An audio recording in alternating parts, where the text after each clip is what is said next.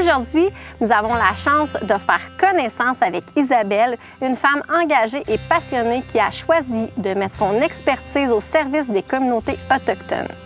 Avocate de formation, elle est arrivée à la TUC en juin 2022 après avoir travaillé au Nunavik. Elle occupe maintenant un rôle important au sein du Conseil de la Nation Atikamekw où elle accompagne les communautés sur le terrain en allant directement à leur rencontre. Pour vous mettre en contexte, le Conseil de la Nation Atikamekw, donc le CNA, situé au carrefour La Tuque, a été fondé en 1982 dans le but de représenter les 3 communautés Atikamekw, soit Manawan, Opichwan et Wemantashi. Le Conseil de la Nation Atikamekw gère et administre des programmes dans les secteurs des services sociaux, techniques, de l'éducation, des langues et de la culture, ainsi que le développement économique. Acteur économique majeur, il se situe dans les 5 premiers employeurs d'importance de la région de la TUC. Le CNA a pour mission principale de promouvoir et de protéger les droits ancestraux et territoriaux des Atikamekw. Pour terminer, le Conseil de la Nation Atikamekw est l'un de nos partenaires principaux dans le cadre de la stratégie d'accueil et d'intégration de Choisir la TUC. Nous sommes fiers de les compter parmi nous. Ce podcast est rendu possible grâce au financement de Ville de la TUC en collaboration avec le Carrefour Emploi ainsi que les partenaires de la stratégie d'accueil et d'intégration de Choisir la TUC. Alors, je vous souhaite une excellente écoute et bon épisode. Bonjour et bienvenue au 22e épisode du podcast Choisir la TUC. Et aujourd'hui, j'ai le bonheur d'être entourée de cette magnifique vue. On s'est déplacé au Bel-Air. C'est un quartier résidentiel où on a une marina. Donc, on peut avoir un débarcadère, si on veut, de canots, de kayaks, etc. On a parfois des animaux, des chiens qui viennent avec leur maître. Donc, c'est vraiment un paysage à couper le souffle. Et aujourd'hui, j'ai le bonheur de recevoir, oui, une avocate, mais derrière l'avocate, une personne incroyable, remarquable, qui a choisi notre ville de la TUC. Donc, je vous présente, et là, j'ai le bonheur de la découvrir en même temps que vous autres. Donc, Isabelle Martineau, bienvenue au podcast Choisir la TUC. Merci. Merci d'avoir accepté. Ça fait plaisir. On se connaît pas du tout parce que, en fait, avec la stratégie d'accueil et d'intégration, on est 4 personnes qui accueillent des nouveaux arrivants. Et c'est ma collègue Karine Proto qui t'a accueilli avec, dans le fond, Place aux jeunes en région. Et là, moi, j'ai envie de te découvrir et de te faire découvrir, évidemment. Donc, tout d'abord, d'où est-ce que tu viens, Isabelle? Je suis originaire du centre du Québec, une toute petite municipalité qui s'appelle Lister. Donc, je pense qu'on a un peu moins de 2000 habitants là, à ce jour. Ah, fait que là, fait que c'est pas trop des paysans là, d'arriver à la TUC. C'est pas si loin de la maison, je dirais. Puis là, tu as quand même un parcours... ben là, t'es 35 ans? T'as 35 ans, exact. Donc, tu as quand même un parcours assez particulier du haut de tes 35 ans. Tu as quand même voyagé et ton domaine t'a amené à aller au Nunavik, travailler là. Donc là, moi, j'ai envie de savoir ton parcours académique. Ça a commencé comment? Qu'est-ce que tu as décidé de faire? Est-ce que tu savais d'emblée jeune que tu voulais être avocate? Ah, c'est une bonne question. T'as combien de temps? Tout le temps, avec ce paysage. Il y a de la mouche. Je vais essayer d'en faire une version. C'est ça, on va se faire piquer par les moustiques entre-temps, mais... Oh mon Dieu! Je pense que ça a débuté en secondaire 4. Je suis partie faire un échange linguistique culturel au Nouveau-Brunswick. Et pendant l'échange, bon, évidemment, je vais à l'école. Dans tout échange culturel, je suis là pour perfectionner mon anglais. Et j'avais un cours de common law. Donc, j'avais un cours de droit qui était probablement le cours qui m'a intéressé le plus là, pendant l'échange dans cette école-là. Puis rapidement, je me suis rendu compte que j'étais pas mal la seule personne qui était intéressée dans ce cours-là. Fait que je pense que c'est la première fois où j'ai vraiment eu ce contact-là avec le droit. Puis par la suite, bon, évidemment, je pense que j'irai jusqu'à mon parcours collégial où là, je suis partie en voyage humanitaire. J'étais au Pérou. Puis on a rencontré des survivants des violences qui avaient eu lieu dans les années 90. Là, il y a une grosse crise économique, sociale, beaucoup de violences physiques, etc., psychologiques et tout. Et là, on a rencontré les survivants. Puis ça m'est venu un peu à ce moment-là, je pense, cette idée-là de travailler pour un changement, pour un monde meilleur. Puis je pense que, comme toute personne, je suis partie avec des grands rêves de changer les choses. Mais je pense que le fil conducteur, ça a été que je voulais vraiment œuvrer à la défense des personnes qui avaient peut-être un peu moins de voix, qui étaient plus vulnérables. Est-ce que tu dirais que quand tu étais jeune, tu avais vraiment une opinion, puis tu voulais défendre tes points, puis... Certainement. Je pense que si vous demandiez à mes parents, oui, c'est ce que vous direz aussi. Tu étais une jeune qui fonçait dans la vie, puis qui était... Oui, ça c'est sûr. As-tu été une rebelle? Peut-être un peu, oui. Oui, une petite rébellion. Oui, une petite rébellion. Mais ça s'est transformé quand même, cette rébellion-là, dans un impact positif, là, si on veut. Là. Oui, puis je pense que, tu sais, autant dans ce travail-ci que dans d'autres expériences que j'ai eu la chance de faire, puis je côtoie beaucoup de jeunes aussi, puis c'est de catalyser cette énergie-là, puis d'en faire quelque chose de beau, parce que des fois, ces personnes-là qui ont des opinions, qui le disent haut et fort, ils vont faire quelque chose de bien plus tard, ou qui ont juste plus d'énergie à dépenser, bien, ça se catalyse autrement, je pense, plus tard. Est-ce que tu dirais que... On parle beaucoup d'émotions avec les enfants, puis tout ça. Est-ce que tu dirais que quelqu'un qui est un petit peu plus colérique va développer un petit peu plus de je veux pas dire le mot guts, mais est-ce que tu penses que cette colère-là peut amener à aller loin puis à dépasser des limites? Je pense qu'il faudrait demander à un psychologue ou une personne spécialisée. Plusieurs de mes collègues pourraient sûrement vous aider. Tu sais, moi, je suis avocate, mais dans le métier, on met toujours tous les chapeaux. Hein, on met plein de chapeaux, mais je peux certainement pas me prononcer là-dessus. Mais je pense que pour travailler avec des jeunes, je pense que il y a du potentiel dans vraiment chaque personne. C'est de trouver c'est quoi le potentiel, c'est quoi la bonne voie. Puis c'est ça la difficulté, puis le challenge aussi, je trouve, c'est de trouver elle est où ta place, puis qu'est-ce que tu veux faire avec ça, avec l'espace qui t'est donné, avec la voix que tu as. C'est beau ce que tu dis. Mais c'est pour ça que ça m'a amené un petit peu avec...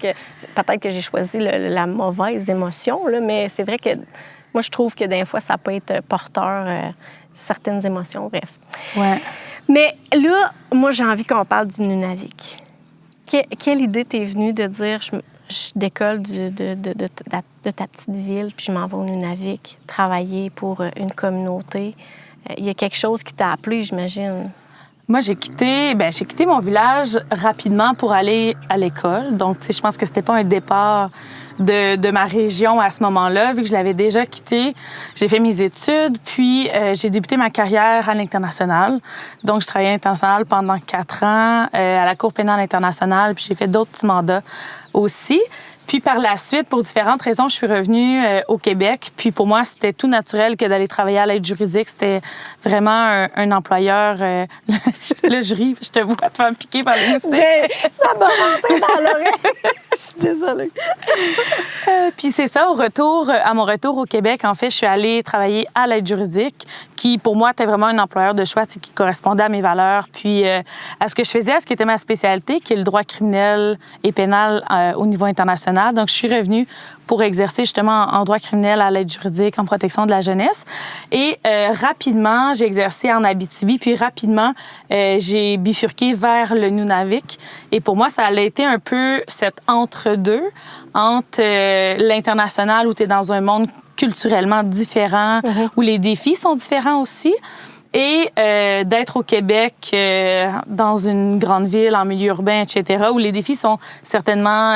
il y en a, mais ils sont, certainement différents. Puis le Nunavik était comme un peu entre les deux. Donc, au Québec, pas trop loin de la famille, mais en même temps, il y a tous ces défis-là d'être dans un environnement culturel différent, qu'il y a des enjeux qui sont différents, qu'il y a des enjeux aussi de régions qui sont éloignées, certains enjeux se recoupent avec des régions comme la TUC aussi. Puis il y a tout le côté, en fait, du peuple autochtone, de leurs traditions, leurs coutumes, leur culture. Donc, c'est vraiment quelque chose là, qui m'interpellait. Puis je pense que c'est un beau défi. Mais pour moi, en fait, je me suis dirigée vers une carrière en territoire inuit par la force des choses un peu, parce que ça faisait un entre-deux pour moi entre l'international puis le national. Mais t'as vu un poste s'ouvrir, puis c'est toi qui s'est dirigé vers là, ou c'est eux qui sont allés te chercher? Les avocats, en fait, à l'aide juridique qui desservent le Nunavik sont basés en Abitibi. Donc, c'est les avocats qui sont basés en Abitibi pour le secteur Abitibi-Témiscamingue, Gwich'i, Nunavik.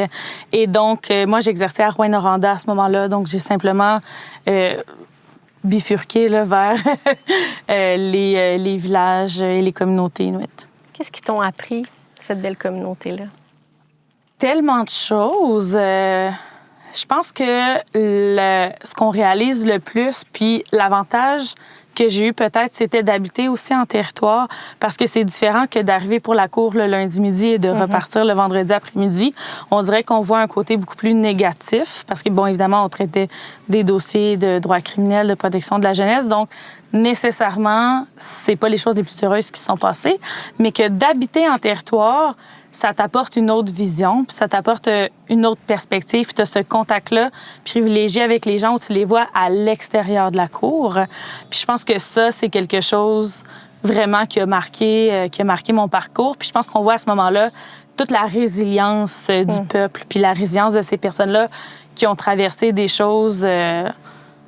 ma foi, inimaginable pour plusieurs d'entre elles, bien que certaines aient un parcours vraiment heureux où ils ont réussi à briser un peu ce cycle traumatique parce que, tu sais, on parle souvent des enjeux en contexte autochtone. Puis récemment, c'était la journée des peuples autochtones en juin. Et on entend parler, en fait, de l'historique colonial, des traumas, puis des conséquences que cela a eu sur les différentes personnes. Mais en pratique, au Nunavik, il y a comme 4-5 générations présentement. Puis les personnes les plus vieilles, ils sont nés dans des igloos. Et là, après ça, tu as la génération qui suit où eux ont été arrachés à leurs parents puis ont été envoyés au pensionnat. Tu as la génération suivante où ils ont des parents qui n'ont pas su être des parents, qui n'ont pas eu cette chance-là de voir leurs parents, en fait, parce qu'ils étaient au pensionnat. Donc, tu as ce lien-là qui est brisé. Et après ça, tu as la génération les plus jeunes qui, eux, ont un iPad, un téléphone, qui ont toute cette technologie-là à leurs mains et leurs grands-parents qui souvent vont parler inuktitut. Donc, tu as tellement ce clash générationnel-là et de voir comment les gens parlent entre eux, échangent, que les traditions, les coutumes se transmettent, qu'il y a tellement de beau qui se passe.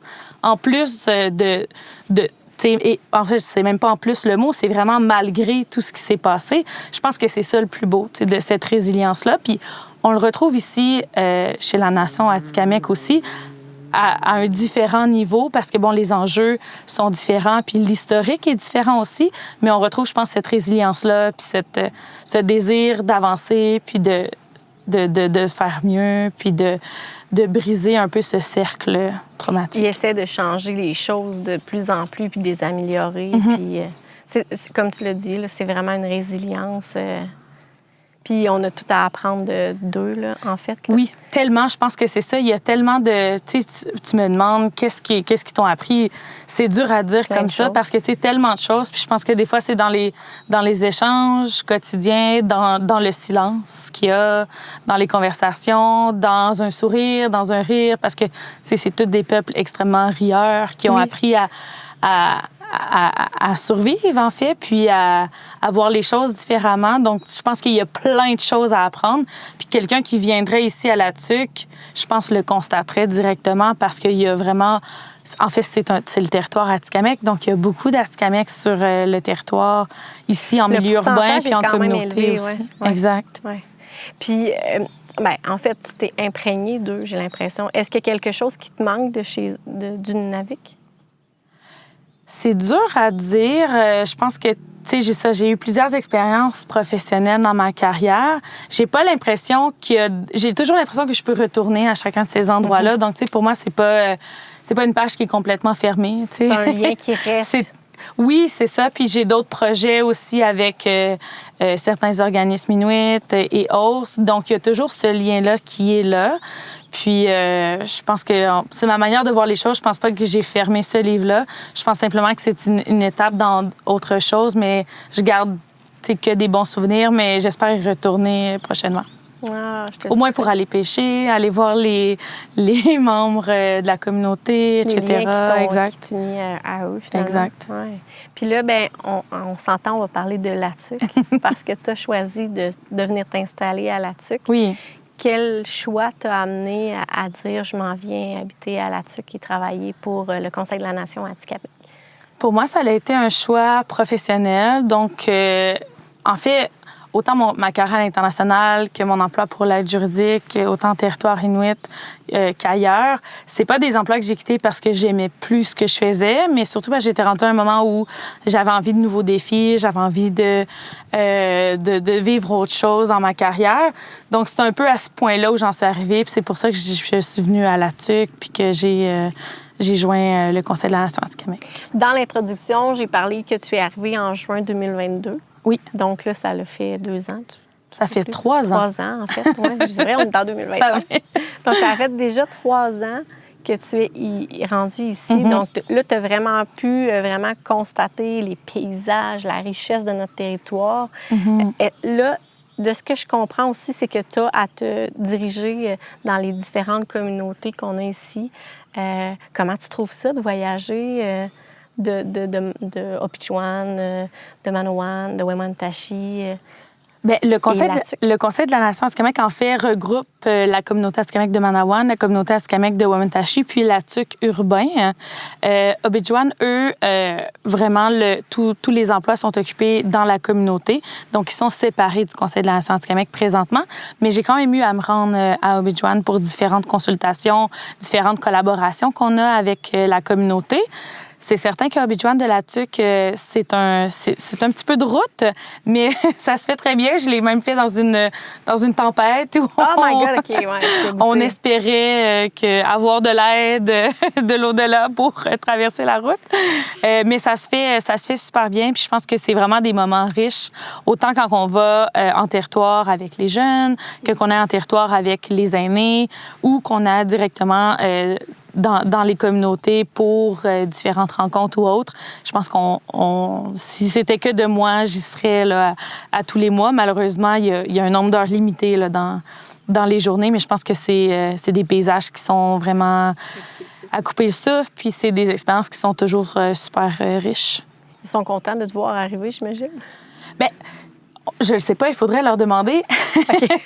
Mais je pense que la Nation Atikamekw a cette ouverture-là pour les gens qui viennent collaborer avec eux parce que, ultimement, moi, ce que je fais, mon travail, c'est que j'agis en tant qu'allié là-dedans. Oui. Puis j'essaie de faire ce pont-là entre le droit colonial qu'on connaît, puis le droit de la nation Atikamekw. Donc, tu sais, vraiment tout ce pan de droit des peuples autochtones. Donc, c'est de faire ce pont-là, puis de s'assurer que on puisse se comprendre, parce que veut pas, on est dans différentes langues, on est dans différentes cultures, on est dans différentes cultures juridiques aussi. Mm-hmm. Donc, c'est de faire ce pont-là un peu, je pense, entre le système étatique colonial, puis la nation Atikamekw, puis les membres de la nation. Je m'excuse. Je vois les moustiques tout le tour. Ça fait partie de la TUC, je pense. Oui. Je sais pas, c'est un classique. Guêpe, là, mais je l'entendais me bourdonner dans les oreilles. Excuse-moi. Mais oui, je pense que c'est ça. C'est ça le plus important dans le travail d'une personne, je pense, alloctone, en contexte autochtone. C'est cette posture-là qu'on prend en tant qu'allié, qu'on est là pour collaborer, soutenir, toujours à la hauteur de ce que les gens veulent faire, où est-ce que la nation veut aller. Puis, j'ose croire que les gens sont contents quand on vient en communauté. En fait, il y a un bureau du Conseil de la Nation qui est à Wemantashi, un bureau qui est à Manawan, il y a un bureau qui est à la TUC. On a ouvert un point de service à Joliette. Donc, tu sais, le Conseil de la Nation Atikamekw est quand même à différents endroits. Là. C'est ça, il est partout. Donc, quand on va là-bas, on a des bureaux et tout, puis il y a des gens qui sont là à temps plein aussi. Donc, c'est vraiment une merveilleuse équipe là, qui travaille ici. Puis je pense que le Conseil de la Nation Atikamekw est quand même un employeur de choix ici dans la région. Là. Oui, puis ils sont toujours là, sont là pour leurs membres, sont là pour... Ben, je sais pas si on dit les membres, mais ils sont là vraiment pour la communauté, mais ils sont aussi imbriqués avec toute la collectivité, autant autochtone. Donc, ça fait un beau maillage, puis honnêtement, c'est vraiment une entreprise de choix, selon moi. C'est ça, je pense, un des côtés forts du peuple Atikamekw, c'est leur accueil, leur ouverture. Complètement. Leur sourire, leur joie, tout ça. Puis, oui, puis ils ont vraiment, dans d'ancrer, c'est la communication, la collaboration. Puis ça fait en sorte que tout le monde le dit, quand on arrive à la TUC, on sent un accueil, puis on sent qu'on est entendu, qu'on est écouté. Honnêtement, moi, je pense que ça part d'eux autres, là, évidemment. Là. Donc, on est quand même sur leur territoire. Donc, c'est d'emblée, tout le monde ensemble, on est accueillant et chaleureux. Fait que je suis contente que tu le ressentes parce que c'est ce qu'on veut, en fait. Là. Et puis là, on a vraiment du monde qui arrive. Nous ne sommes pas seuls. Nous ne sommes pas seuls. Ça part, on s'en va en canot. Ben, d'après moi, on serait bien sur l'eau. Jean-François, sous l'eau? Ça te tente? Sans blague. Mais quand tu es arrivée à la TUC, évidemment, tu as eu affaire avec Karine Proto, notre agente Place aux Jeunes. Est-ce que tu as su qu'on était là par rapport au CNA? Comment tu es tombée sur le Carrefour Emploi pour ton accueil, finalement? En fait, si je me souviens bien, c'est ma sœur ou une amie qui m'a mentionné avoir fait affaire avec le Carrefour Jeunesse Emploi dans une autre région. Puis m'a mentionné, il y en a sûrement un à la TUC. Et donc là, j'ai vérifié, puis j'ai envoyé un courriel à l'adresse générale. Oui. Puis je pense que j'ai eu une réponse dans un délai inimaginable. Et là, c'était Karine qui m'écrivait pour me dire « Ah oui, bienvenue, on peut se parler, etc. » Donc, moi, elle m'a aidée dans mes questions générales sur OK, je cherche un endroit à la TUC, où dois-je aller? À qui est-ce que je dois parler? Donc, elle m'a autant aidée là-dedans qu'elle m'a fait faire un tour de ville dans sa voiture un soir.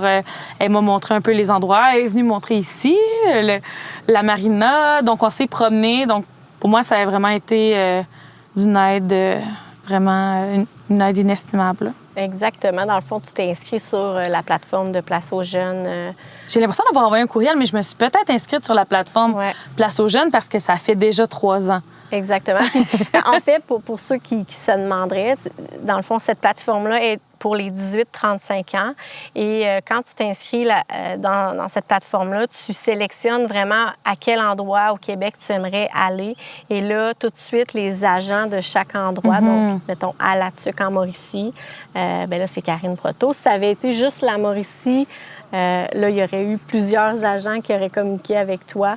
Donc, celui de Deschenaux, la TUC, Mekinac, etc. Donc, c'est vraiment de cette manière-là la meilleure façon. Donc, si jamais, toutefois, il y a des gens qui écoutent à la maison puis qui ne savent pas par où commencer, qui ont envie de changer d'air ou peu importe, évidemment, il faut avoir un diplôme postsecondaire pour pouvoir appliquer sur cette plateforme-là. Mais évidemment, nous, à la TUC, c'est vraiment... je dirais niché, c'est-à-dire qu'on peut se permettre de faire des tours de ville. Donc... Là, je vends ça, puis c'est peut-être même pas un service offert. À la TUC, oui, c'est offert, évidemment. Donc, on essaie de démontrer les grands artères pour pouvoir avoir des repères pour chacun qui arrive ici. Puis, tu sais, souvent, les gens arrivent ici puis ils travaillent pratiquement dans la semaine... précédent leur arrivée. Donc, tu n'as pas nécessairement le temps de dire, OK, bon, les épiceries sont où, etc. C'est niaiseux, mais c'est quand même quelque chose de le fun. Fait que, effectivement, fait que je suis contente de savoir que Karine, elle t'a fait un tour de ville. Donc, je l'agace, là. Et y a-t-il des endroits que tu préfères ici, là, maintenant? Là, t'as-tu tes spots, là, que t'aimes? C'est dur à dire. Je pense que j'aime... moi, je suis beaucoup sur la route. Donc, j'aime le tronçon de route avant d'arriver à la TUC. Je trouve que c'est relaxant. Peut-être moins en hiver. Mais la route, elle est magnifique. Entre Shawinigan et la TUC, c'est quelque chose de vraiment wow. Donc, c'est sûr que moi, je suis beaucoup sur la route. On a des rencontres aussi à l'extérieur, etc. La TUC, c'est beau en général. Ici, la marina, c'est super beau. Le club de golf est très accueillant aussi. Mais c'est sûr que moi, je passe beaucoup plus de temps en déplacement, puis dans les communautés aussi, évidemment au bureau. Mais je fais beaucoup de routes aussi sur les communautés. Donc, je vais me rendre à Wamentashi, je vais me rendre à Manawan. Donc, tu sais, c'est sûr que pour moi, oui, la ville de La Tuque, c'est bien, mais c'est sûr que mon coup de cœur irait vers la communauté atikamekw de Wamatashi puis de Manawan. Puis je pense que c'est des endroits aussi qui sont très, très fun à visiter. C'est des places qui sont très accueillantes aussi lors des powwows, entre autres, puis à d'autres moments, parce qu'il y a de plus en plus de tourisme en communauté autochtone. Mais je pense qu'à La Tuque, on peut quand même, on peut vraiment trouver son compte là, si on aime la nature puis la région. Mais évidemment, il y a beaucoup de moustiques. Ben là, ce soir, on est bien gâtés. On est gâtés. Puis là, c'est sûr que là, le podcast va être diffusé probablement en octobre. Donc, il y aura eu les powwows. Mm-hmm. Je dis les powwows parce qu'il y a le powwow à Wemotaci qui a lieu. Là, j'ai pas la date précise, on le mettra dans le bas de l'écran.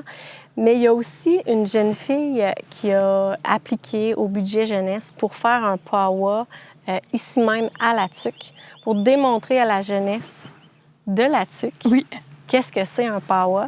Donc, évidemment, le podcast est maintenant en ligne en octobre. Probablement qu'on aura des images de ça, puis on va essayer de les ajouter au podcast parce que c'est vraiment spectaculaire. Là. Moi, j'adore les costumes, j'adore... Je sais que le centre d'amitié, tu sais, mis à part les powwows, il y a le centre d'amitié qui fait quand même beaucoup d'activités ici. Exactement. Lors de la journée de vérité et réconciliation, puis lors de la journée des peuples autochtones aussi, puis à différents autres moments, le centre d'amitié fait des activités, le Conseil de la Nation aussi. Donc, tu sais, il y a vraiment souvent ce mélange-là entre la culture atikamekw puis les gens de La Tuque.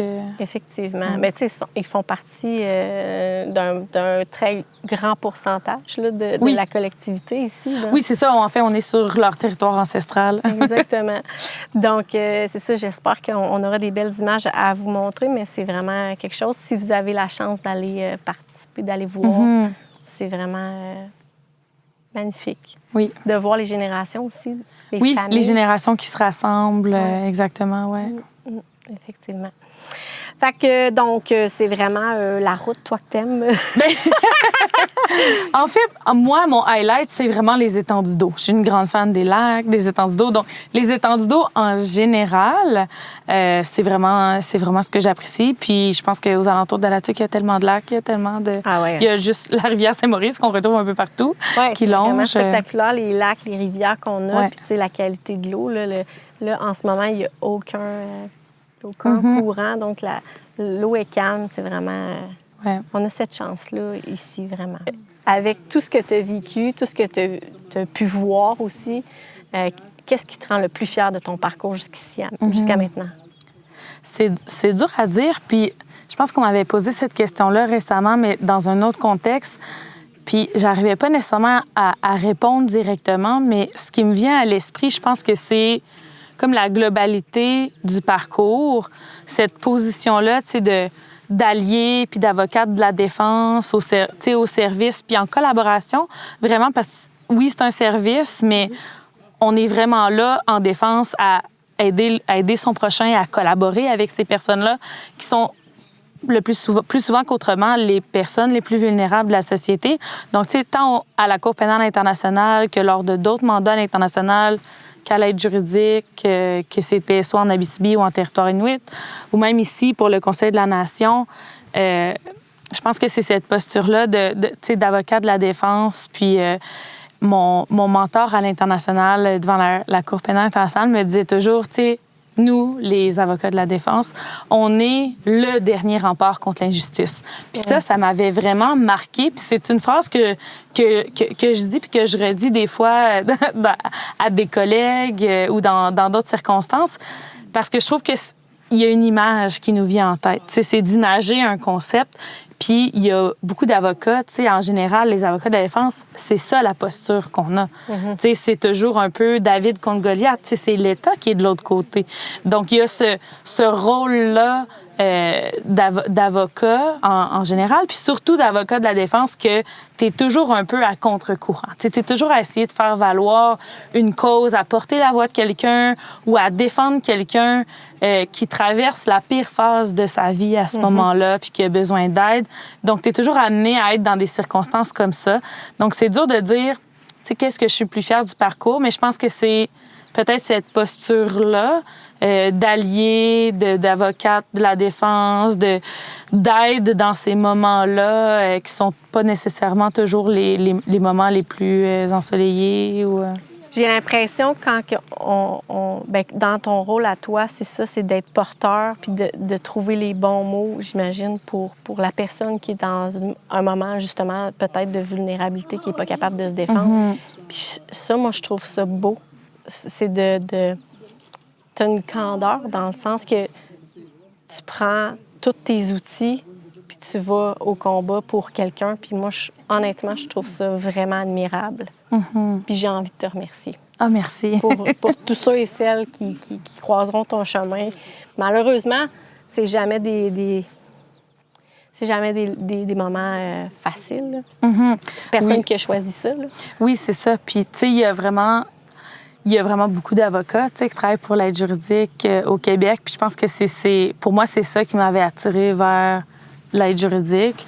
Puis que ce soit à l'aide juridique ici ou en défense à la CPI, tu sais, ultimement, c'est de l'aide juridique internationale qui est offerte. Ou ici, pour les peuples autochtones, tu sais, on est toujours dans cette posture-là d'alliés, puis tout est encore à revendiquer. Tu sais, il y a tellement d'acquis, mais en même temps, il reste tellement encore à faire. Penses-tu que depuis ton début de ton parcours comme avocate et là, aujourd'hui, il y a eu une bonne évolution puis quelque chose de beau puis de grand qui s'est amélioré?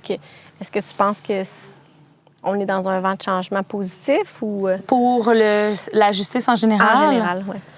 Je pense que oui. Tu sais, on essaie toujours de penser à d'autres époques. Puis, tu sais, quand on recule en arrière, on pense à d'autres éléments. Tu sais, les lois étaient différentes, les lois évoluent toujours.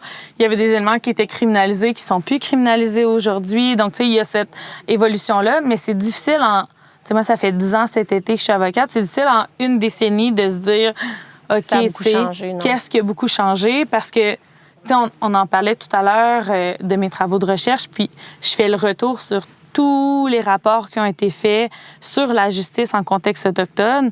Puis, ultimement, ce qui en ressort, en fait, c'est qu'il y a des recommandations qui émanent de rapports de la fin des années 1900 et qui sont encore repris dans des rapports qui émanent d'il y a 2 ans.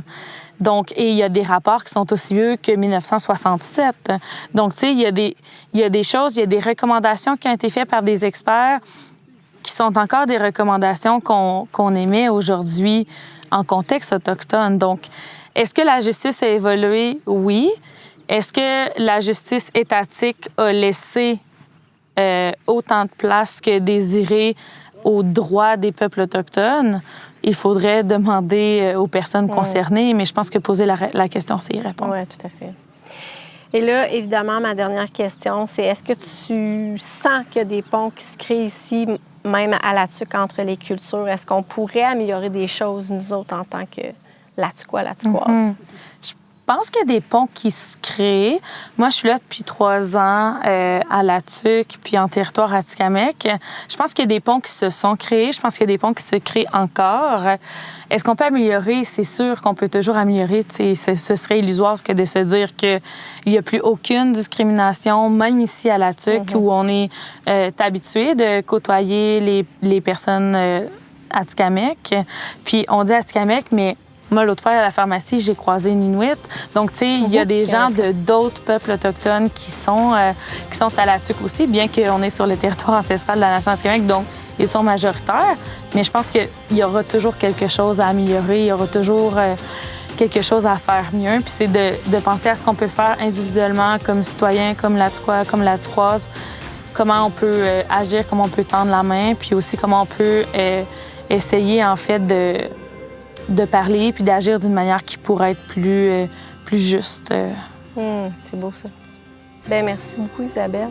Merci. Puis, je te souhaite un bon succès. Merci pour l'invitation. Merci, Isabelle.